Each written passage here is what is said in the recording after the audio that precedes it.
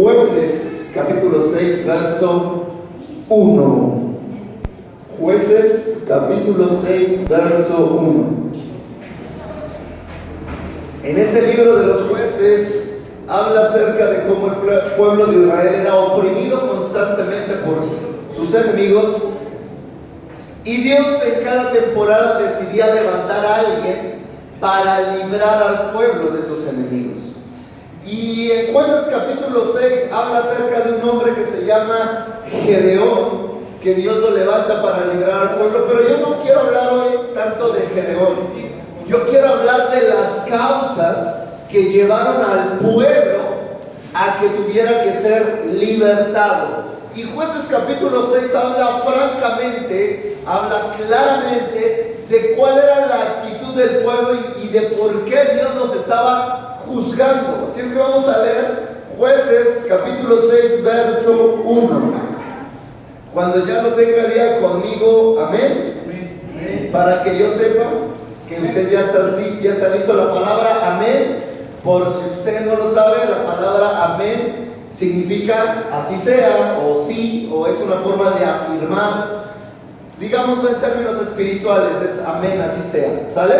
Muy bien, entonces Jueces capítulo 6 verso 1 dice: los hijos de Israel hicieron lo malo ante los ojos de Jehová, y Jehová los entregó en la mano de Madián por 7 años. Y la mano de Madián prevaleció contra Israel, y los hijos de Israel, por causa de los madianitas, se hicieron cuevas en los montes y cavernas y lugares fortificados. 3. Pues sucedía que cuando Israel había sembrado, subían los madianitas y amalecitas y los hijos del oriente contra ellos, y subían y los atacaban, y acampando contra ellos destruían los frutos de la tierra hasta llegar a Gaza, y no dejaban que comer en Israel ni ovejas, ni bueyes, ni asnos. 5. Porque subían ellos y sus ganados, y venían con sus tiendas en grande multitud como langostas. Ellos y sus camellos eran innumerables. Así venían a la tierra para devastarla. 6. De este modo empobrecía Israel en gran manera por causa de Madián, y los hijos de Israel clamaron a Jehová. Y cuando los hijos de Israel clamaron a Jehová a causa de los madianitas, Jehová envió a los hijos de Israel un varón profeta, el cual les dijo: así ha dicho Jehová Dios de Israel: yo os hice salir de Egipto y os saqué de la casa de servidumbre. Os libré de la mano de los egipcios y de la mano de todos los que os afligieron, a los cuales eché de delante de vosotros, y os di su tierra. Y os dije: yo soy Jehová vuestro Dios, no temáis a los dioses de los amorreos, en cuya tierra habitáis, pero no habéis obedecido mi voz. Muy bien. Bueno, para explicar qué es lo que pasaba, vamos a tener que unir el primer versículo y el versículo 10. Y ahí vamos a encontrar la explicación de por qué Israel estaba pasando eso. El versículo 1 dice: los hijos de Israel hicieron lo malo ante los ojos de Jehová, y Jehová los entregó en manos de Madián por 7 años. Ahí nada más está diciendo que hicieron algo malo y que Dios los entregó por 7 años. ¿Está conmigo hasta aquí? ¿Sí está conmigo? Ahora en el versículo, a partir del 7, pero específicamente en el 10, dice cuál fue la causa. Dice: y os dije: yo soy Jehová vuestro Dios, no temáis a los dioses de los amorreos, en cuya tierra habitáis, pero no habéis obedecido mi voz. Ok, ¿qué hicieron ellos a causa del miedo? Porque tenían miedo. Y el miedo, aquí hay algo curioso que pasó. El miedo les hizo adorar a los dioses donde estaban. ¿El miedo a qué? Bueno, lo malo que hicieron fue adorar a los dioses de los amorreos por temor a ellos. Le tuvieron tanto miedo que la gente sí adoraba y ellos no, que decidieron adorar también. Le tenían miedo a los engaños que hacían esos dioses, de que si no me traes algo, si no entregas a tu hijo, si no lo pasamos por el fuego, te va a pasar algo malo a ti y a toda tu descendencia. Y el miedo de las falsedades de aquellos dioses hicieron que ellos terminaran adorando a esos dioses. El ímpetu de la gente, se juntaba toda la gente de los filisteos, amorreos, amalecitas, y adoraban. Y entonces ellos, por miedo a no quedarse atrás, por miedo a no ser excluidos, entonces deciden adorar también a aquellos dioses. Y creyeron que lo mejor era también sumarse a ellos y adorar. Y entonces Dios los juzga por eso, porque adoraron otros dioses. Cuando aquellos dioses decían escasez, decía Dios, ustedes no tengan miedo de la escasez, porque ustedes no se rigen por esos dioses. Cuando aquellos dioses decían que tenían que matar a sus hijos, en los dioses de los filisteos había uno que se llamaba Moloch. ¿Y sabes cuál era la ofrenda a Moloch? La ofrenda a Moloch eran los hijos, y los entregaban y los quemaban vivos. Entonces Dios dice, no les hagan caso a esos dioses. Sin embargo, el pueblo, como todo mundo lo hacía, ahí iban. Ahí no eran ovejas, ahí eran borregos. Seguían lo que todo el mundo hacía por miedo, por temor a ser recriminados, por temor a no encajar. Cuando aquellos dioses decían enfermedad, Dios estaba con el pueblo y decía, no le crean a esos dioses. Cuando digan desgracia, ustedes no confíen en esas palabras. La palabra que utiliza aquí, temor, en hebreo es yaré. Y fíjate qué palabra tan interesante. La palabra temor, que es yaré, significa o se usa con relación a una persona de alto rango, es decir, a una deidad, a un ser superior o conceptualmente superior, que connota temor reverente. Pero es más simple que un temor, es más profundo que un temor. Es la actitud con la que la persona reconoce el poder y la condición de la persona que reverencia y se rinde debido al respeto. Es decir, ellos tenían tanto miedo y veían las amenazas de los dioses que decían, es mejor que creamos en ellos. Y yo te digo, eso pasa hoy en la actualidad. Nosotros a veces seguimos cosas y hacemos cosas por miedo a ser excluidos, porque todo el mundo lo está haciendo y nosotros no lo estamos haciendo, por temor a que a ellos sí les vaya bien, y como nosotros no lo hicimos, a nosotros nos vaya mal. Y eso es un reflejo de la vida actual el día de hoy, que a causa del miedo, de la inseguridad, recurramos a la adoración a falsos dioses. Ahora, Dios es lo que juzga en este periodo con Gedeón, que la gente se estaba dejando llevar por la corriente de aquel momento. Y yo te quiero decir algo, a veces nosotros caemos en ese sentido con nuestro gobierno.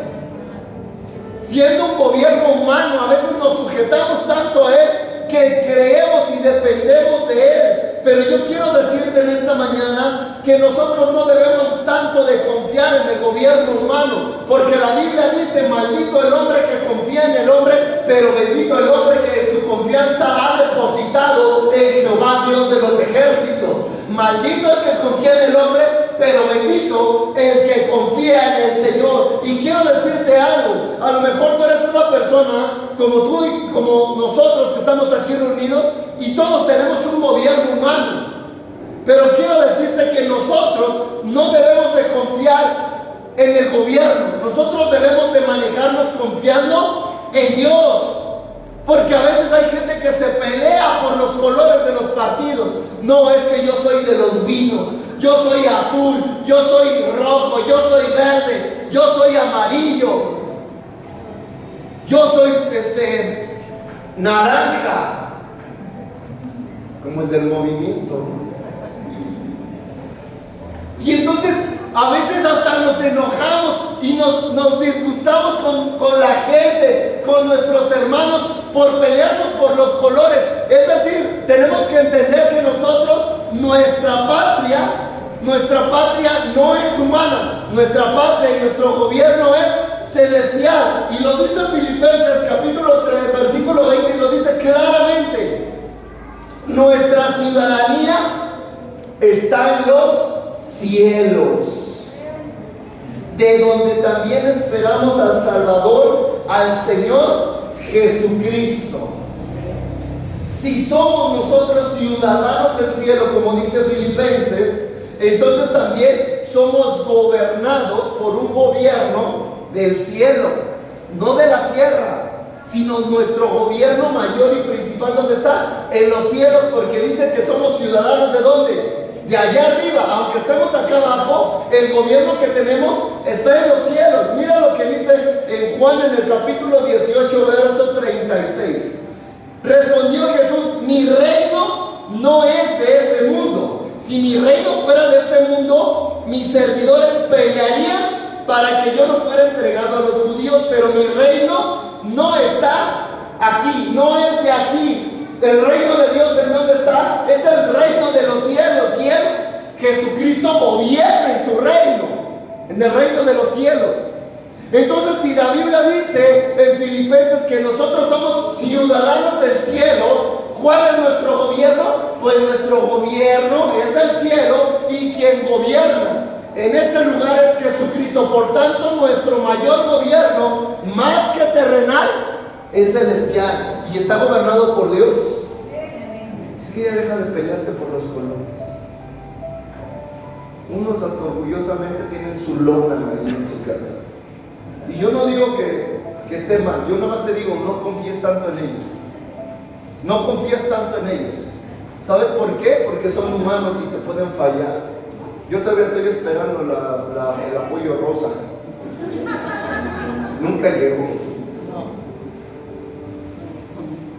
Pero si yo tuviera mi confianza en el apoyo rosa, aunque para los hombres debería ser azul, pero bueno, dejemos que cada quien haga sus planes como quiera.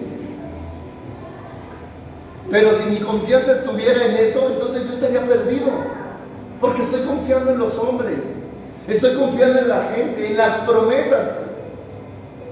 Hermano, todos sabemos que las promesas de una persona que está en campaña son efímeras. Entonces a veces me sorprende, yo de repente veo gente con sus pancartas y en las multitudes siguiendo partidos, y a uno, no sé, todavía está bailando ahí enfrente como, híjole, qué raro. Porque lo que ellos están promoviendo es una persona y están dependiendo de una persona. Y entonces dice la Biblia: maldito el hombre que confía en el hombre, pero bendito el que confía en Jehová, el que tiene su mirada puesta en Dios, el que sabe que su gobierno no es de este mundo, sino que su gobierno es celestial y por tanto está gobernado por el Rey en su reino, que es Jesucristo. Entonces deja de confiar en el hombre. Pastor, no voy a ir el domingo porque va a haber meeting de ya saben quién. Ah, ¿sí saben quién? Por eso se rieron. Tremendillos. ¿Sí saben quién? De ya sabes quién. Del viejito. Ay, si supieran quién es. Miren, yo no digo que dice la Biblia, respetemos a las autoridades, pero ojo. Dice respetemos. No confiemos, respetemos, pero no confiemos en las autoridades porque son humanas. Respetemos la autoridad, pero confiemos en Dios. Confía más en Dios que... Hay algunos que hasta se pelean. No, es que este gobierno, y sí, nos están dando, y sí, y en otros gobiernos, y... Entonces tu confianza está en los hombres, está en Dios. ¿En quién confías tú? Yo no digo que no haya cosas buenas en cada gobierno. Todos los gobiernos han tenido sus cosas buenas y sus cosas malas. Pero nosotros como ciudadanos del cielo debemos aprender a confiar en Dios, porque Él gobierna en nuestra ciudadanía. Si Dios quiere, mañana se acaban los apoyos. Y así como Dios quiso que sembrara en alguien para que diera, así también Dios puede decir: pues ahora vamos a quitar. Y todo es la voluntad de Él, porque dice la Biblia que Él es el que pone reyes y quita reyes. Él es el que los pone y Él es el que los quita. Y si Dios quiere quitarlos el día de mañana, los va a quitar. Y si quiere ponerlos, los va a poner. Por tanto, tú no debes de confiar en las personas solamente. Algunos ya estaban que gane la señora Conce. La señora Conce, para que siga este buen gobierno. Estás confiando en las personas. Estás confiando demasiado en las personas. Estás confiando mucho en las personas. Y la Biblia lo que nos incita es que confiemos más en Dios. En Dios.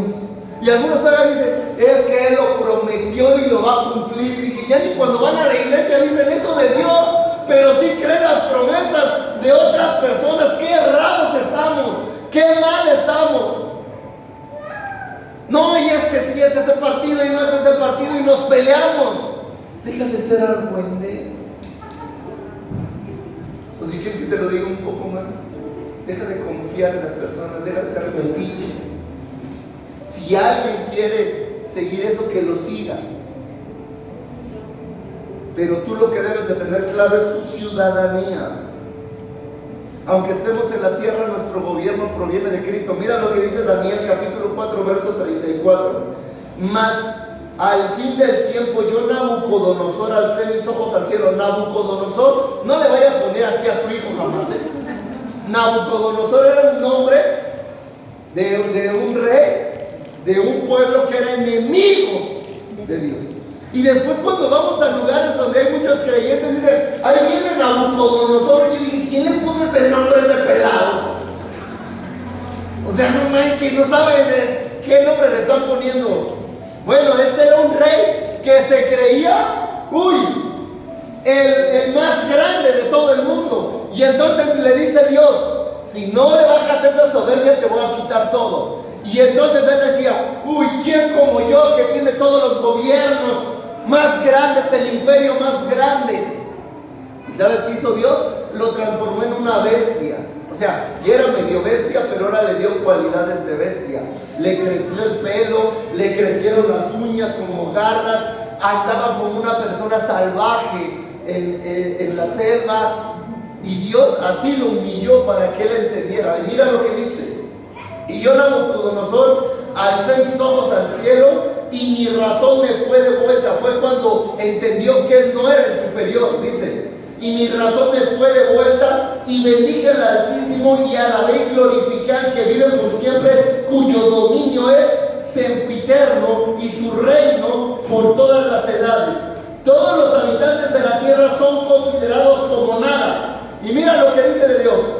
Y Él hace según su voluntad en el ejército del cielo y en los habitantes de la tierra. Y no hay quien detenga su mano y le diga, ¿qué haces? ¿Dónde gobierna? En los ejércitos del cielo, pero también en la gente de la tierra. Él gobierna todo. Por eso tú y yo tenemos que entender que aunque el gobierno es celestial, ese gobierno es tan increíble que gobierna hasta la tierra todavía, no solamente los cielos, sino la tierra y la gente que está en la tierra. Entonces, dice la Escritura que en el libro de Jueces el pueblo fue juzgado porque tuvieron temor y reverenciaron las cosas que estaba haciendo el pueblo enemigo de Dios. Y aquí viene algo súper interesante. Diga conmigo, Dios nos deja por 7 años. ¿Sabes qué significa el número 7 en la Biblia? Diga conmigo, perfección. Ahora, perfección no significa precisamente que algo sea bueno. Perfección significa que está completo, que está acabado, que ha sido ideal, no necesariamente bueno. Entonces, hasta para pasarnos por pruebas, Dios es perfecto en cuestión al tiempo. Perfecto no es que sea bueno, o a veces nosotros malamente hemos catalogado perfecto como bueno. No, perfecto es algo ideal, es decir, los 7 años eran los necesarios que el pueblo debía estar. Ahora imagínate, 7 años afligido el pueblo, 7 años sometidos, 7 años donde ellos tuvieron que vivir en cuevas, tuvieron que dejar sus tierras, sembraban y les robaban, venían y los saqueaban, 7 años. Pero incluso en ese tiempo, Dios era perfecto en ellos. Porque era el tiempo ideal, el tiempo completo, terminado, ideal para su propósito, sin deficiencia, sin necesidad de cambios. Es decir, el tiempo de Dios es correcto, sin importar cómo tú y yo lo cataloguemos. El tiempo de Dios es perfecto, sin importar cómo tú y yo lo cataloguemos. ¿Cómo lo catalogamos nosotros? ¿Bueno o malo? Esa es nuestra forma de catalogar el tiempo en Dios, bueno o malo. Pero para Dios todo es perfecto, porque Él sabe qué necesitas, te pone las cosas que tú necesitas.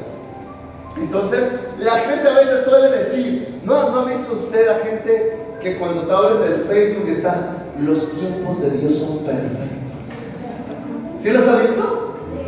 Y es porque se compraron el carro, o los tenis, o se fueron a comer, o ya tienen galán nuevo, o muchachona nueva, y de repente pone, los tiempos de Dios son perfectos. Pero si te fijas, solo lo pone cuando les está yendo bien. Y ese es el pensamiento que debemos erradicar. El tiempo de Dios es perfecto, no porque nos vaya bien o nos vaya mal, sino porque Él ha determinado ciertas cosas en nuestra vida, que a lo mejor unas no nos van a gustar, que a lo mejor unas van a ser necesarias. Como ustedes, amados hermanas, cuando han tenido a sus bebés, ¿cómo son? ¿Cómo es el último día antes de que ese bebé salga? Ya están así, cargando la panza. Yo me acuerdo que cuando mi esposa estaba a punto de dar a luz a Isaías, el primero de nuestros hijos, yo era un hombre inexperto con los hijos porque nunca habíamos tenido uno. Y a ella le costaba mucho trabajo dormir. Y entonces en una ocasión, ella ya vamos a orar para que Dios sane su corazón de eso. Pero dice que ella no podía dormir porque el bebé ya le pesaba mucho, incluso de lado. Dice, pues sentía todo el peso, no podía dormir. Y dice que en una ocasión, en esos días antes de que viniera ya Isaí, dice que, bueno, ella me dice porque yo inconscientemente no lo pensaba, se durmió profundamente. Y yo estaba ahí al lado de ella, pero pues como todos los órganos se mueven, pues cuesta un poco más de trabajo respirar. Y dice que empezó a roncar, y entonces el desgraciado del pastor, que no es nada consciente, nada empático, la desperté y le dije, oye, está roncando, y se puso a llorar y dice, ¿por qué me despertaste? No había podido dormir y ahora que puedo dormir me estás despertando. Pues yo lo hice inconscientemente, no fue, pero es que sí estaba roncando duro. También hay que reconocer las cosas. Pero bueno, el asunto es que yo no, porque no podía dormir y yo la desperté. No había podido. Entonces, cuando estás en esos días, aunque son días dolorosos, difíciles, días pesados para ustedes, amadas hermanas, son necesarios. Te empieza a punzar la panza, y ya dices, ahí viene. Se te empiezan a hinchar los pies, te duele caminar, te duele la espalda, te duele todo. Pero son tiempos necesarios para la gran bendición que viene por delante. Entonces mira, a veces son necesarios esos tiempos y Dios los tiene perfectamente diseñados para todos nosotros. Es decir, aunque son tiempos adversos, son necesarios porque delante de ellos viene una gran bendición. Son tiempos difíciles, pero son necesarios y Dios los tiene planeados, los tiene controlados y tiene todo bajo su dominio. Entonces, aunque nosotros pudiéramos decir, ay, es que los últimos días fueron feos. Bueno, fueron difíciles. pero fueron necesarios para poder dar a luz al bebé. Entonces, podemos decir, es que ese tiempo no fue tan bonito. A lo mejor algunas se agachaban y se les arrancaba la moto. No pasa nada. Hombres, ustedes aunque no estén embarazados les pasa eso. Y más cuando están dormidos, no se hagan. No se hagan. Parte del matrimonio es eso, dice, uy, ya echaste a andar la moto, viejo.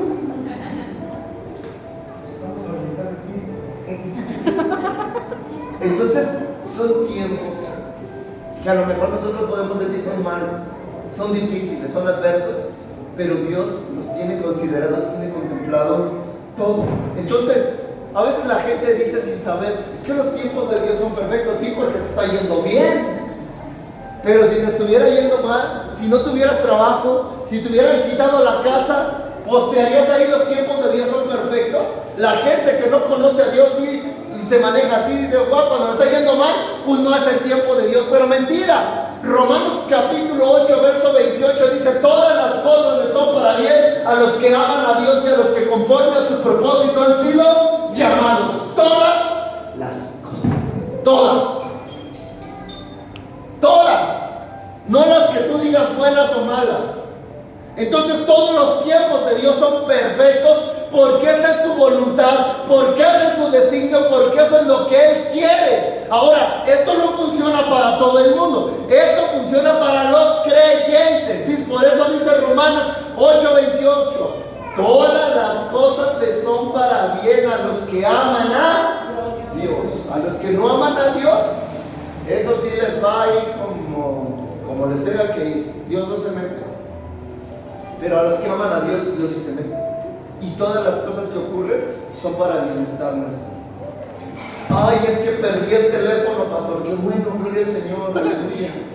Qué bueno, porque ya te estaba quitando mucho tiempo ese teléfono. Ya no le hacías caso a tus hijos, ya no jugabas con ellos, ya no le hacías caso a tu esposa.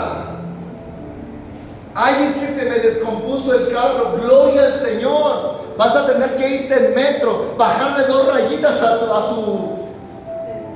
ego, a tu orgullo, porque ahí en el metro vuelves a saber de dónde vienes tú. Porque en tu carro te crees el Pipi is nice. Bueno, Pipi is nice es una mexicanada, proviene de people is nice, que es, o sea, gente bien, ¿no? O sea, tú me entiendes. Entonces, a veces Dios dice, bueno, vamos a descomponer ese carro porque este ya se está pasando de soberbio, ya no es humilde, ya no quiere bajarle 2 rayitas a su humildad. Vamos a meterlo al metro, híjole. Un gentío, unos olores,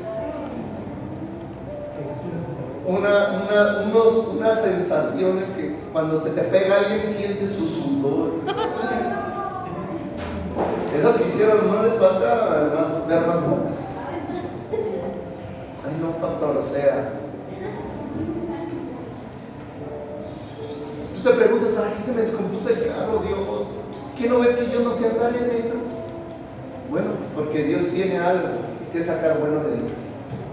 Ay, hombre, es que perdí mi cartera, Dios, ¿por qué? Bueno, ya estabas recurriendo demasiado a creer que con la tarjeta ibas a solucionar todo. Y empieza Dios a hacer cosas que nosotros podemos catalogar buenas o malas. Sin embargo, dentro del catálogo de Dios, todo es bueno para sus hijos, siempre y cuando sea Dios el que está haciendo las cosas. Entonces, la gente suele pensar que Dios es bueno, o que sus tiempos son perfectos, solo cuando les va bien y no cuando les está yendo tan mal. Pero también cuando ellos dicen que les está yendo mal, bueno, pues puede ser que sea Dios operando.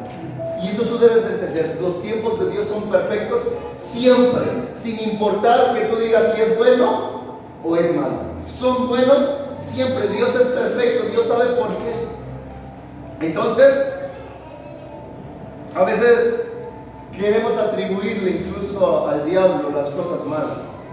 La gente suele pensar que Dios tiene el control de lo bueno y el diablo tiene el control de lo malo. Eso es una doctrina totalmente incorrecta. El diablo no tiene control de nada. Él tiene deseos. Él tiene ganas de echarte a perder tu vida, tu trabajo, tu negocio, tu familia, tus hijos. Él tiene deseos de matar, hurtar, destruir, engañar, devorar, de hacer que la gente se pierda. Tiene deseos, pero no tiene la autoridad ni el poder para ejecutarlos libremente. Y lo vemos en Job, en el capítulo 1, verso 12, dice: dijo Jehová a Satanás, he aquí todo lo que tiene está en tus manos. Se refería a Job. Solamente no pongas tu mano sobre él. Y salió Satanás de delante de Jehová. ¿Qué le dijo Dios?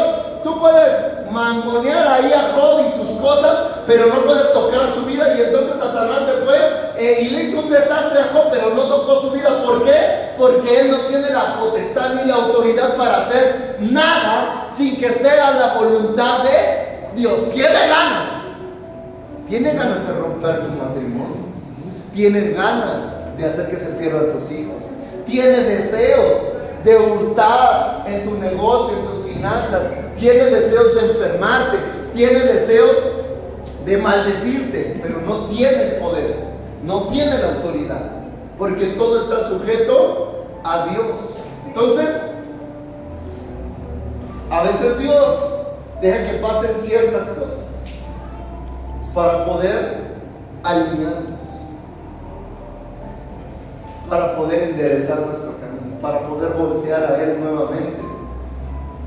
Y yo quiero decirte esto: tú tienes libertad de decidir, pero tú no tienes libertad de cambiar la naturaleza de las cosas espirituales que Dios ha establecido. Y te lo voy a poner en un ejemplo fácil. Mira, por ejemplo, tú trabajas en un lugar y a la hora de la comida, tú puedes decidir qué tomas en la comida. Tú puedes decidir si es una coca, si es agua. Tú puedes decidir si tomas, no sé, tepache, si tomas leche, si tomas agua de elote, si tomas agua de chilacayota, si tomas una bebida oaxaqueña que se llama tejate. Si nunca la han probado, les recomiendo que la prueben. Tú puedes decidir qué tomas y no va a pasar nada. Tienes la libertad de decidir. ¿Estás conmigo? Pero si tú decides tomar algo que viola los reglamentos del lugar donde trabajas, que violenta el lugar donde trabajas, entonces hay un problema. Ahora sí hay un problema. O sea, tienes libertad de decidir siempre y cuando no violes las cosas que ya están estipuladas. Porque si empiezas a tomar cerveza, entonces te van a llamar la atención y te van a decir: aquí no puedes hacer eso. Si sacas tu tequila, te van a decir: aquí no. O sea, tienes libertad siempre y cuando esa libertad no transgreda los principios de Dios. Tienes la libertad. Entonces, aquí, ¿qué pasó? Ellos violaron los principios de Dios. ¿Por qué? Dios les dijo: no adoren otros dioses. Tienen libertad de hacer lo que quieran, pero no adoren. ¿Y qué hicieron ellos? Adoraron otros dioses. Ese fue el problema. Entonces, nosotros tenemos que entender que nuestra libertad no puede transgredir las cosas espirituales de Dios o las cosas que Dios ha establecido. Tienes libertad, pero no libertad para malformar las cosas, no para cambiar las cosas que Dios ha establecido. ¿Estás conmigo? ¿Sí estás conmigo o no? Tienes libertad, eres libre. Pero cuidado que esa libertad no te lleve a transgredir las cosas de Dios, porque entonces tú te vas a meter en un problema. Ese es el punto. Eres libre, tienes libertad. Pero cuando empiezas a violar las cosas espirituales de Dios, hay un gran problema. Y sabes, una de las cosas que Dios más aborrece es la idolatría, que le rindamos adoración y servicio a alguien más. Yo me acuerdo que cuando entré a trabajar, en donde estoy ha sido mi primer trabajo. O sea, no he cambiado en 15 años. Este año cumplo 15 años en ese trabajo. No he cambiado de trabajo. Y yo le ponía ahí en los correos: estamos para servirte. Y un día se para mi jefa y me dice: no, aquí no estamos para servirles, estamos para ayudarles. estamos para guiarlos, para instruirlos. Pero decir servirles es algo mucho mayor. Y entonces ahora entiendo que donde sí estamos para servir, es para servirle a Dios. Porque ahí sí nos tenemos que hacer lo menos. Lo menos. Y ahora yo he tomado esa filosofía. Yo en el ámbito profesional, yo estoy para ayudarle a todo el mundo, pero para servirle es a Dios. Porque escucha, adorar también es servir. La palabra adorar se desprende de la raíz que dice que adorar también implica servir. Entonces en tu trabajo adoras, porque si tu trabajo adoras, tú sirves en tu trabajo.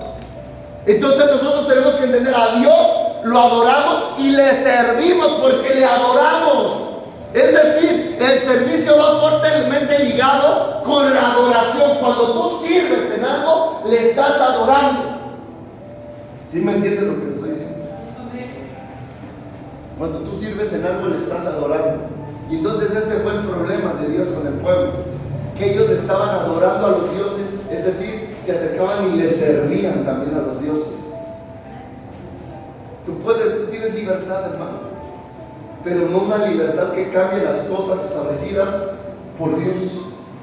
Tú tienes libertad para decidir, pero no para cambiar las cosas que Dios ha determinado que ya deben de ser. Hay algunos que cuando roban dicen, ay, nada más le robé una gomita ahí al de los chiles secos. Imagínate que todos nosotros nos robáramos una gomita. Ya le quitamos el kilo. Ay, ¿qué tanto es tantito? Es poquito, pastor. No es eso, sino es la actitud y la forma en cómo estás haciendo las cosas.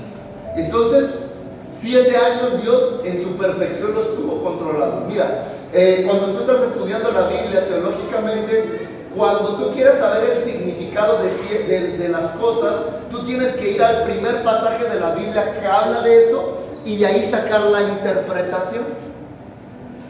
Entonces, en este caso el número 7, ¿cuándo fue la primera vez que apareció el 7 en la Biblia? Cuando Dios creó a la tierra y todas las cosas que hay en la tierra, incluido el hombre. Dice que vio que todo lo que había creado y dijo que era bueno, y al séptimo día descansó. ¿Por qué? Porque vio la creación y vio que era perfecta, que era buena, y dijo, es tiempo de descansar. Por eso el 7 significa perfección, que todo está completo, que todo está diseñado tal cual tenía que ser. Entonces, en la perfección de Dios también los oprimió 7 años. Dejó que 7 años estuvieran batallando, estuvieran peleando. Ahora, ¿cuándo se acabó ese tiempo? Dice la Biblia que cuando el pueblo clamó, entonces se acabó su sufrimiento. Ahora la pregunta que yo me hice aquí es, ¿Dios nos libró después de los 7 años porque ya habían pasado los 7 años que Él dijo? ¿O Dios nos libró porque ellos clamaron? ¿Cuál cree que sea la respuesta? Todos están en lo cierto. Fue por las dos.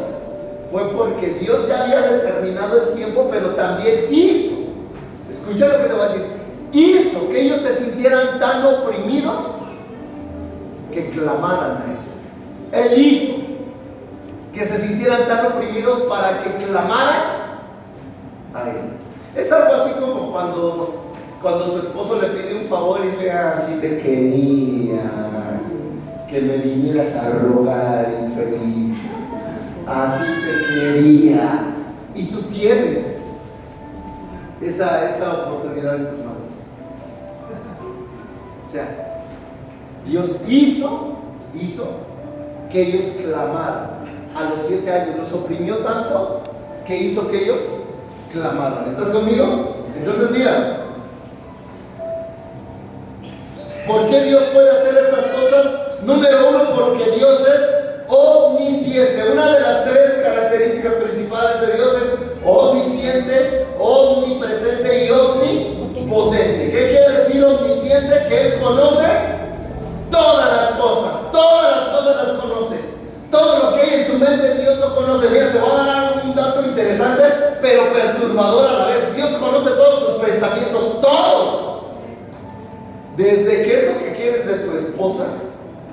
Hasta esposa, ¿cómo quieres matar a tu esposo cuando está dormido? Dios conoce todos tus pensamientos. Todos, todos. Todos.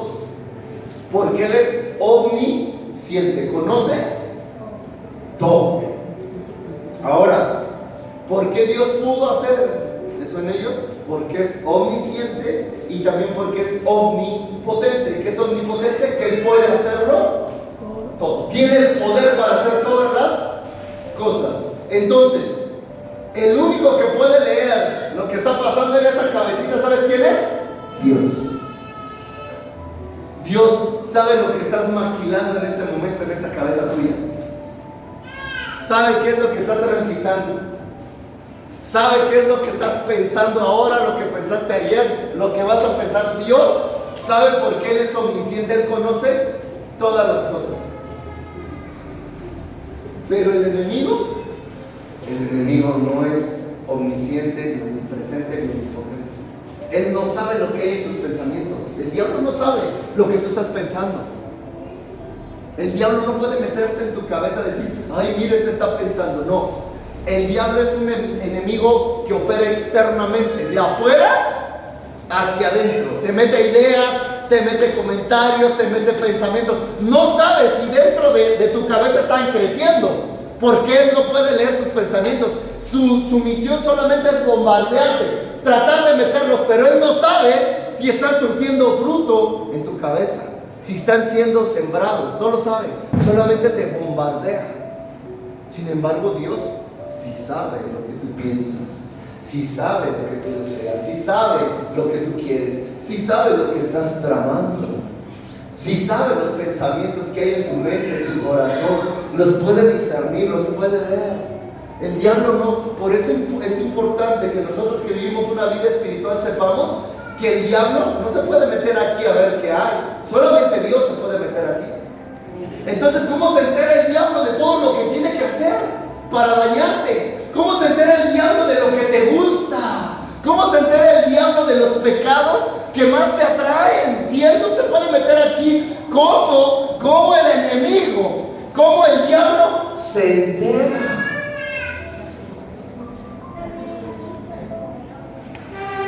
¿Sabes cómo? Cuando escucha lo que tú dices. Cuando alguien te propone algo y a ti te parece algo que puedes hacer, pero que está mal y el diablo está, este infeliz le gusta. Porque no creas que el diablo dice, este hijo mío. No. Te trata con desprecio, con odio, porque eres un enemigo para él. Dice, este infeliz le gustan las cervezas. Pues, ¿qué vamos a hacer? Les vamos a hacer que alguien más le invite. A este le gusta el tepache con tequila. Vamos a hacer que alguien le invite para que pierda los estribos, llegue, le pegue a su esposa, regañe a sus hijos y despedace a su familia. Pero ¿cómo se entera el diablo? Porque está ahí rondando y está escuchando los pecados que se te hacen más atractivos a ti. Cuando dicen las hermanas, ese artista que está todo así, bronceado, de repente te empieza a poner puros así el enemigo. ¿Por qué? Porque escuchó que tú dijiste que eso te gustaba, que eso te atraía. Cuando dicen, oye, ese hombre con pelo en pecho, y de repente ya el carnicero tiene pelo en pecho, el pollero tiene pelo en pecho, tiene brazos así como de chango, todos llenos, no, entre la espalda y la cabeza no se le distingue, todo lleno de pelo. ¿Por qué? ¿Cómo se enteró el diablo de eso? Porque lo dijiste, porque expresaste que te gustaba. Porque el diablo está ahí escuchando que tú no lo creas. En este mismo libro de Job dice que se presentaron todos los hijos de Dios delante de Dios. Y la referencia a todos los hijos de Dios es una traducción de todos los ángeles se presentaron delante de Dios. Y dice que delante, en medio de todos ellos, venía Satanás. Porque es un ángel. Malo, pero es ángel. Y ahí estaba. Y dice que Dios le preguntó, ¿de dónde estás tú? Dice, he venido de rodear toda la tierra. ¿Para qué? Para estar viendo qué te puede ser algo tentador en tu vida y ponerte más de eso. ¿Estás conmigo? Hay algunos que tienen dinero y hijo, es una tentación. No puedes tener 5 pesos porque te los gastas. Como niño chiquito, no sabes qué quieres, pero quieres gastártelo. Los niños chiquitos tú les das 10 pesos y cuando no saben lo que quieren, llegan a la tienda y dicen, ¿qué me compro? ¿Qué me compro? Pues no quiere nada, pero quiere gastárselo. Y algunos de nosotros estamos así. Llega la quincena y voy a ver qué hay en Mercado Libre de bueno, pero no necesitas, ¿cómo que vas a ver? En Shein, en Temu. Viejo, págame el carrito de Shein. Tú dices, oye, pero no lo necesitas. Entonces, ¿por qué estás gastando tanto? Bueno, porque esa es tu debilidad. ¿Estás conmigo? ¿Cómo se enteró el diablo? Bueno, porque te escuchó. Debes de ser cuidadoso con lo que hablas, con lo que deseas. Dios sabe tus deseos porque Él puede meterse en tu cabeza y Él sabe todo. Pero el enemigo no. ¿Sabes cómo se entera el enemigo? Porque andas de chismoso contándole a todo el mundo, diciéndole a todo el mundo, platicando con todo el mundo tus planes, tus deseos, tus anhelos, todo lo que tú quieres, y por eso el enemigo se entera y después te lo transforma en algo malo. ¿Está conmigo? Se parece como a la inteligencia el día de hoy, la inteligencia artificial. Tú estás hablando, ahorita estamos platicando y decimos, no, ¿por qué no nos compramos unos zapatos? Y cuando abres Facebook, en los anuncios, ¿sabes qué te sale? Y la gente no me creía cuando yo le decía. Pero pues está comprobado que las grandes empresas activan ciertas características de nuestros dispositivos que les informan cuáles son nuestros gustos, nuestras preferencias. Actúan como el enemigo. Están ahí escuchando. Están ahí. Y tú dices, ¿cómo puede ser eso? Bueno, pues porque estaba ahí escuchando. Pero ¿sabes qué es lo más increíble? Cuando Dios habla. Cuando Dios sabe tu pensamiento, tu corazón, y de repente vienes y Dios te habla una palabra tan certera que dices, ¿cómo puede ser eso? Bueno, porque Dios conoce todas las cosas y sabe lo que tú necesitas. ¡Qué increíble es Dios! ¿Cómo el pueblo salió de eso? Diga conmigo, cuando clamó. Cuando se humilló y clamó a Dios. Cuando te humillas y dejas de creerte tú el Todopoderoso y empiezas a reconocer que Dios es el Todopoderoso. Y una mañana les decía, hermanos, vamos a adorar humillándonos. Dice la Biblia, le adoraré y aún por causa de él yo me haré más vil, me haré menos, menguaré. Juan el Bautista, cuando vino Cristo a empezar su ministerio, dijo, es necesario que yo mengue para que Él crezca. Y a veces es necesario que nosotros menguemos para que Dios dé su resplandor sobre todos nosotros. Porque a veces tu ego, yo soy de acá del súper. Leímos en Daniel, dice, la gente es nada para Dios. ¿Tú crees que puedes sorprender a Dios con lo que tú eres? Para nada. ¿Sabes cómo se sorprende a Dios? Con tu fe. O no, cuando Jesús vino el centurión y le dijo, oye, tú nada más di la palabra y se va a cumplir. Y Jesús dijo, wow, ¿cuánta fe hay en este pelado? Y la mujer que tenía flujo de sangre le dijo, mujer, tu fe te ha salvado, vete ya. Tu fe te ha salvado, y quedó impresionado. ¿Por qué? No por quiénes eran ellos humanamente, sino por la fe que tenían. Y yo en la mañana les decía, bájese del pedestal donde está y adore a Dios con libertad. Si David, que era un rey establecido por Dios, que su reino era eterno, y es eterno porque Jesucristo va a reinar, linaje de David. Cuando Él se lleva el arca al lugar donde tenía que ponerla, se quita su manto de rey. ¿Y sabes qué significaba eso? Se dejó en unos calzones, pero como los de antes, unos de manta así larguitos. Así el rey, la máxima autoridad, en calzones, y empezó a ir delante del arca y a lanzar delante del arca, y todos se quedaron así. Y mira, te voy a decir en qué culmina ese momento. Cuando él va a dejar el arca al lugar que tenía que dejarla, en el reino, su mujer, dice que estaba en el palacio su mujer, desde arriba viéndolo por la ventana. Y cuando él se presenta, le dice la mujer, su mujer le dice: qué vergüenza que el rey ande haciendo tal desfiguro. Era la hija de Saúl, del rey anterior. Sí, qué vergüenza que el rey ande haciendo tal desfiguro, danzando como un cualquiera delante del arca. Qué desfachatez. ¿Y sabes qué le dice David? Sabe bien que había un rey que era tu padre y que Dios prefirió levantarme a mí después de él, porque él no pudo hacer lo que yo hice. Así que tú tienes que entender que Dios me escogió, Dios me levantó, y pase lo que pase, aún yo me haré más vil a causa de exaltarlo a él, sin importar lo que los demás digan. ¡Wow! ¡Qué increíble! Increíble que se hizo más vil para exaltarlo. El rey dejó su túnica de rey para exaltar a Dios. A veces tú y yo tenemos que dejar nuestras túnicas y someternos a él, hacernos viles menos, porque a veces creemos que lo podemos todo y no es así. Tú no puedes todo. Últimamente Dios me ha estado hablando en ese sentido, de que entendamos que nosotros no podemos hacer todo. No somos como Dios.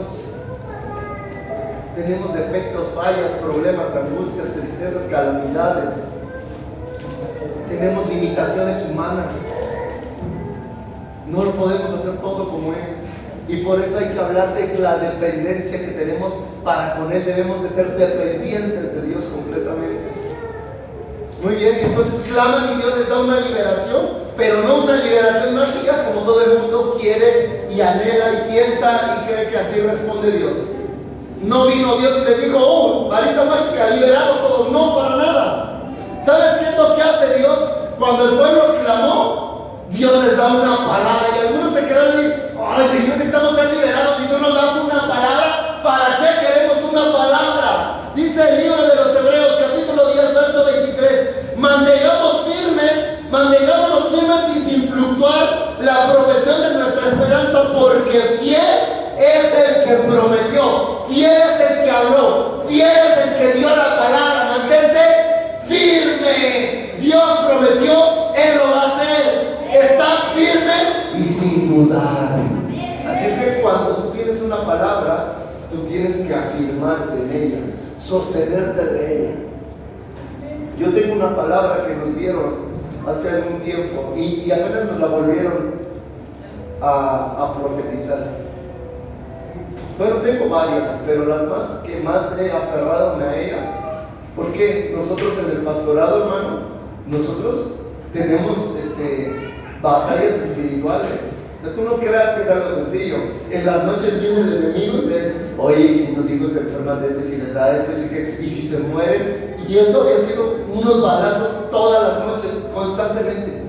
Y si se mueren, y luego tú ni estás, y luego esto, y luego hoy andas predicando, y de sanidades, y qué tal si tus hijos se enferman y se mueren. Así te ataca el enemigo. No conoce lo que hay en tu mente, pero te bombardea. Y entonces en una ocasión fuimos a un congreso, y entonces una profeta, la pastora Vero, le dice a mi esposa: ese pensamiento que tienes de que tus hijos se van a morir no es de parte de Dios. Y hoy Dios te dice que no temas, que tus hijos van a vivir y no van a perecer y no van a morir. Yo dije: esa palabra es de nosotros, me tengo que sostener de ella. Y cuando el enemigo viene y nos está diciendo, yo me sostengo y le digo: Dios, tú diste una palabra y tú la vas a sostener, y pase lo que pase, yo la voy a creer. cuando Dios te da una palabra es para que tú te sostengas de él. Y ahora cuando viene el enemigo, también nos vuelve a decir lo mismo. Pero ¿sabes qué hago? Empiezo a orar y digo, no, Dios dio una palabra y yo me voy a sostener de él. Y si Él dijo que no va a ocurrir eso, no va a ocurrir. Aunque todo alrededor se mueva y me quiera hacer pensar que va a ocurrir, no va a ocurrir porque Dios ya lo dijo. Entonces lo que hace Dios cuando el pueblo clama es que les da una palabra. Ahora, ¿qué tienes que hacer? Tómate de ella, afírmate en ella y sostente. Diga conmigo, Dios primero habla y después hace. ¿Sabes que ese es el mecanismo de Dios? Dios primero dice y después hace. Y te voy a decir por una sencilla razón, para que le creamos. Y un día me encontré con pasó algo, un suceso difícil. Y a las semanas me encuentro una persona, un hermano, y me dice, pastor, yo ya había soñado eso. Yo ya sabía que eso iba a pasar. Dios ya me lo había dicho. Y de repente yo dudé y dije, bueno, si Dios te lo dijo antes, ¿por qué no nos dijiste? Me sonó más a trampa. Porque es fácil decir, Dios ya me lo dijo cuando ya pasaron las cosas. Pero cuando Dios te dice antes que pasen las cosas y después pasan, ¿tú qué dices? Este es Dios que afirmó lo que ya había hablado. Cuando levantó a Moisés, ¿qué le dijo? Ve y saca al pueblo, diles que Dios les está mandando a llamar y yo le voy a llevar con mano fuerte delante del faraón. Y entonces Moisés dudó y dijo, ¿cómo, Señor? Pues ¿quién soy yo para ir y sacar al pueblo? Y dice, tú ve y diles, y ve y párate delante del faraón y dile, el Dios de mis padres dice que va a sacar a todo el pueblo. Dios primero te habla y después hace para que tú creas. Entonces, antes de que Dios haga algo en tu vida, ¿qué va a hacer? Te va a dar una para que tú creas que es Dios el que está operando. ¿Estás conmigo? Y para que no te dejes engañar de repente de los falsos profetas que dicen, ay, es que yo ya sabía. Si ya sabías, ¿por qué no hablaste? Dios primero habla y luego hace para que creamos. ¿Está conmigo? Es como si yo ahorita le dijera a Dami, no, ese bebé yo ya sabía que ya venía, ¿no? Yo ya sabía. Pues ya está aquí, pastor, pues ya para quién me dice eso, ¿no? Si usted me hubiera dicho antes, oye, vas a quedar embarazada y va a venir y va a ser un niño, tú dices, ah, bueno, fue Dios el que me habló porque se cumplió. Pero ahorita ya para qué. Entonces Dios primero habla, te da una palabra y luego obra en tu vida. Entonces, ¿qué hace aquí Dios? Ellos claman y Dios les da una palabra. Muy bien. Ya voy a terminar. En el versículo 6-10 dice, y yo os dije, no soy Jehová vuestro Dios, no temáis a los dioses de los amorreos en cuya tierra habitáis, pero no habéis obedecido mi voz. La traducción, nueva traducción viviente dice, pero no me hiciste caso. Wow. ¿A quién no le hicieron caso? A Dios. A Dios. ¿Qué le dijo Dios a Eva? No comas ¿de qué? Del árbol. ¿Qué hizo Eva? ¿A quién no le hizo caso? A Dios. A Dios no le hizo caso. Yo por eso a veces entiendo a las mujeres. Digo, si no le hicieron caso a Dios, ¿qué me van a estar haciendo caso a mí? Si Dios les dijo no lo hagan y lo hicieron, y era Dios.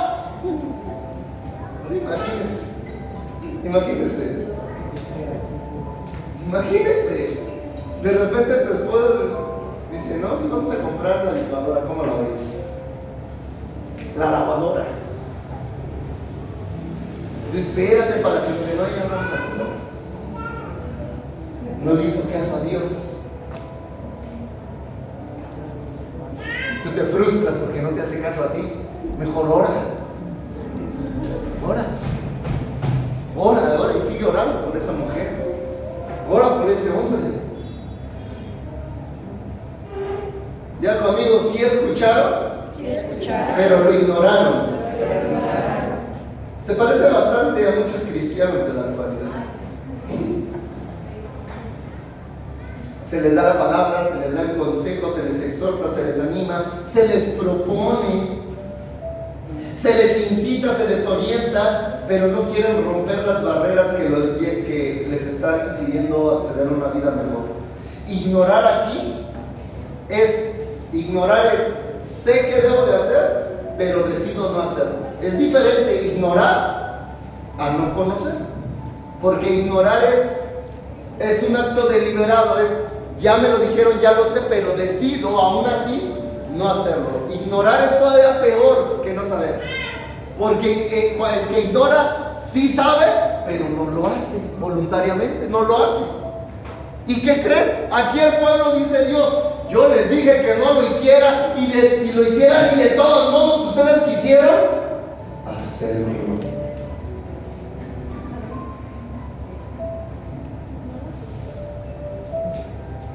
Entonces, cuando pasa eso, Dios tiene que derrumbar todos esos conceptos, esos pensamientos, esas formas, todo eso Dios lo tiene que derrumbar.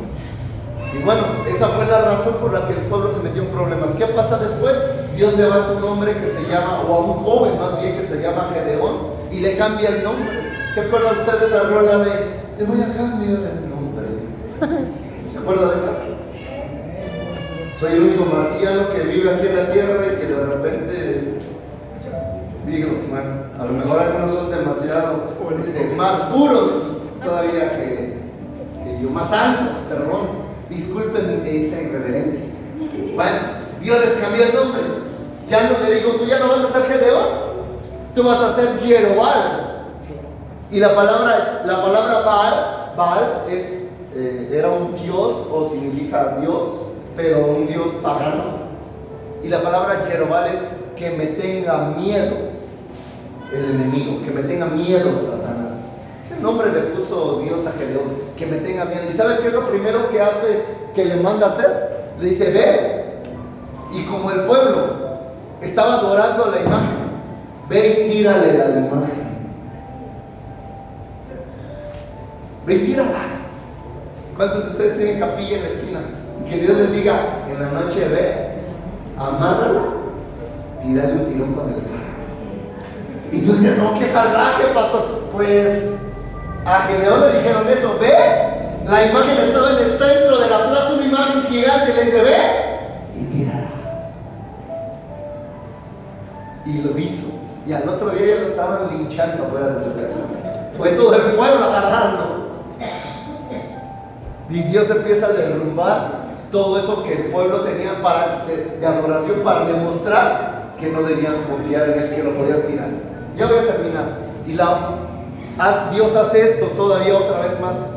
Cuando están transportando el arca del pacto que habían capturado los filisteos, se la llevaron a la tierra de los filisteos, y había un lugar donde ellos adoraban a su dios, que se llamaba el dios Dagón. Y se les ocurre meter el arca ahí. Y bueno, ponen el arca y está la estatua de Dagón. Y cuando van al otro día, la estatua está derrumbada con la cara al suelo, y se sintieron ofendidos los filisteos, pero no entendieron. Entonces levantan la estatua y la vuelven a poner, y otro tiempo después encuentran la estatua, pero ahora sin manos y sin piernas, cortada. Dijeron, ¿quién hizo esto? Y entonces cayeron en cuenta, es que pusimos el arca del Dios Altísimo al lado de la estatua de Dagón, y entonces el Dios Altísimo cortó a nuestro Dios. Mira cómo Dios tiene que derribar a veces lo que nosotros adoramos, porque está incorrecto. Y entonces el pueblo se dio cuenta que Dios no tenía comparación. Decían ellos, el Dios Altísimo ha hecho esto. El Dios Altísimo. Ponte de pie. vamos a terminar. O que le seguimos otro rato.